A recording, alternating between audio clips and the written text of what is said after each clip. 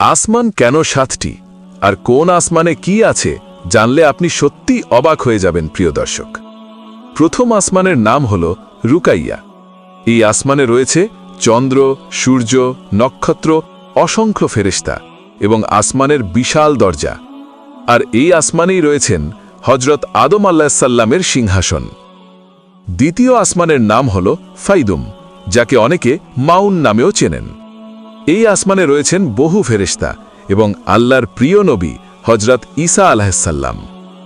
তৃতীয় আসমানের নাম হল মালাকুত বাহারিজুন। এখানে রয়েছেন ইবাদতে মশগুল অসংখ্য ফেরেশতা এবং সৌন্দর্যের প্রতীক হজরত ইউসুফ আলাইহিসসালাম। এরপর চতুর্থ আসমানের নাম হল জাহিরা। এই আসমানেই রয়েছে ফেরেশতাদের কাবা বাইতুল মামুর।